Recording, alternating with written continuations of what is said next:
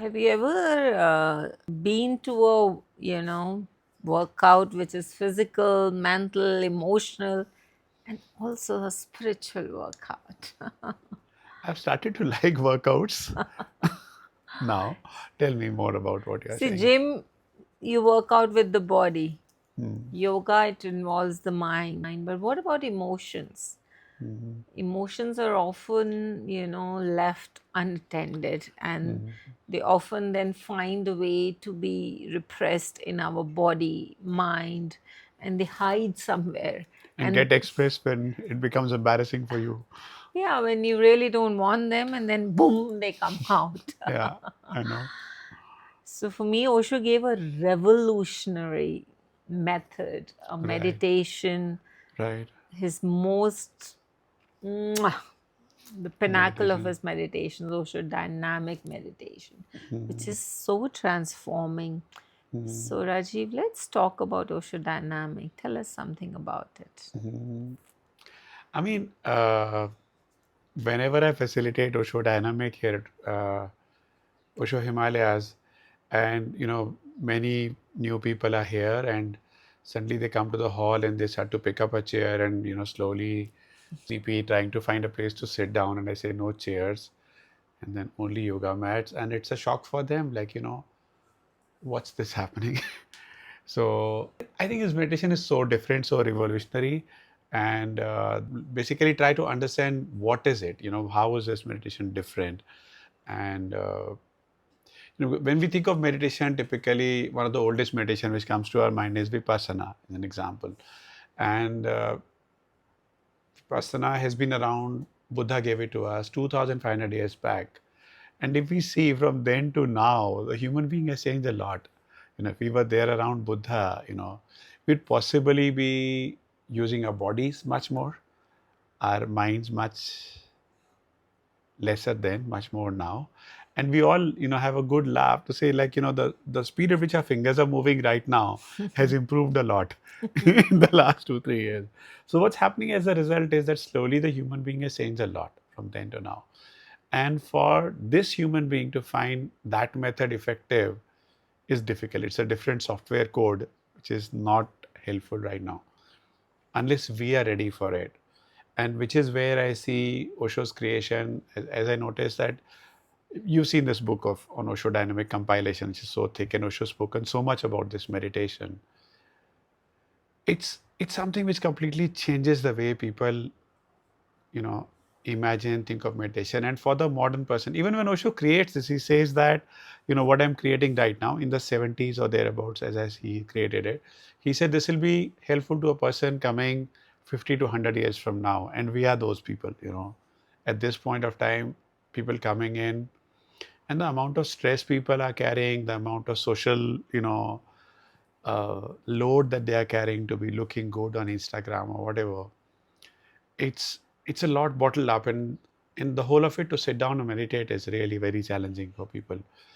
Yeah, Yes. so So, which is what's where dynamic about dynamic meditation? Can you talk about its stages?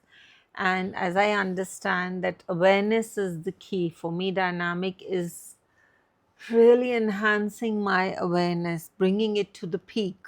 No right, other meditation does it as dynamic does.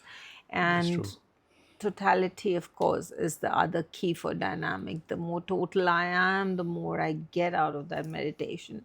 right, So, like you said, no yoga, I mean, even not yoga mats. I don't even use a yoga mat for yeah, dynamic. So, it's like a standing meditation, that's full true, 1 hour you're standing. right. But for the second stage, if you need to express, you can a little bit, sit or lie down. So, what is dynamic about it? What are its stages? So one is that we are we are expressing a lot with our body, the emotions, and as you said, the whole game is to stay conscious, be total throughout the whole meditation in every stage, whatever is happening. And in a way, that's the key which helps us to disidentify as we go along from many things which happen around us, the emotions which catch us, the thoughts which catch us. And if we can become aware of what are we beyond these thoughts, these emotions, then we found the key to live in life. Yes, to free from. find that witness inside when we say that is Exactly. the key of dynamic. Witnessing is the essence of meditation. But what is witnessing? To really, connect to that part which is beyond the body and mind. And it's so interesting that you go through the body Right. and the mind to find that witness, as if you're, going through these layers and boom, that light is really there for you. That's right. So the first stage, what does it involve? So in a way, I see it as a beautiful scientific creation. First of all, Osho, you know, has created this over several years as he's working with people. He's, improving it and created the music for it. First stage, throughout the meditation, the eyes are closed. You're inside yourself.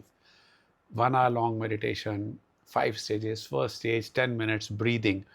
And the interesting thing is, breathing is very different now, very different from any other meditation. So many people mix it with bhasrika, pranayam. No, very different.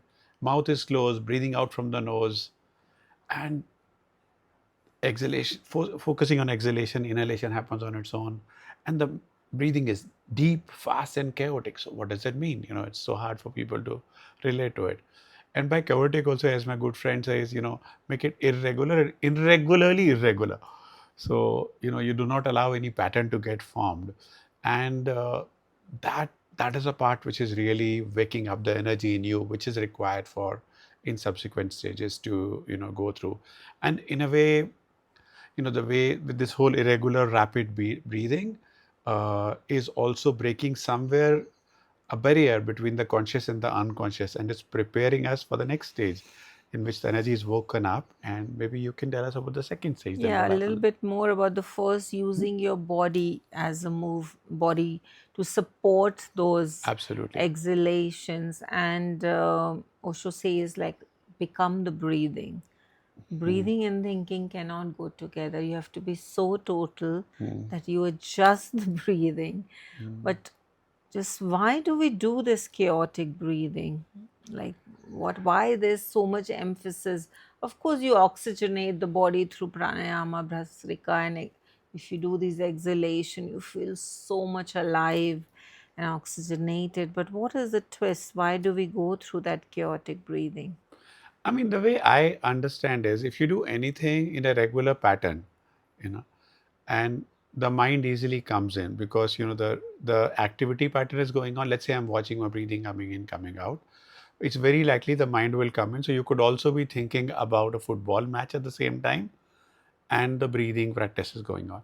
But as you make it irregular, as you start to break that pattern, you are not allowing any space for the thoughts to be there. Because moment anything True. comes, you're truly as you're aware, you're changing the rhythm moment to moment.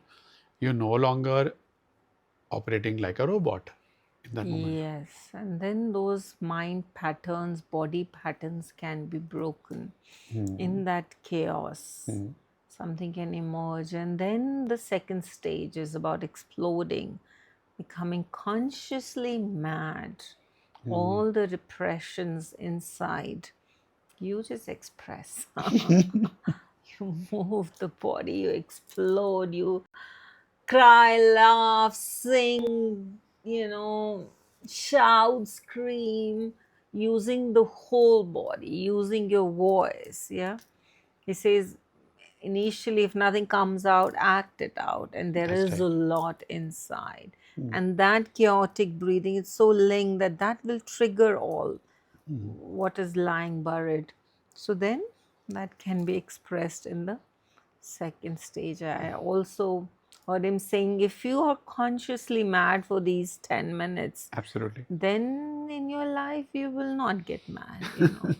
Somebody honking in a traffic jam, that road rage, maybe you don't need to. You will be in your center, really witnessing whatever is happening all around you in the chaos of life. But inside you, you are peaceful, you are centered, you are unaffected. For that, these 10 minutes, they're crucial. Absolutely. Absolutely. So, like a real emotional, all the garbage is taken out, like an emotional release for That's these right. 10 minutes. That's right. Yeah, we have an end up holding a lot back.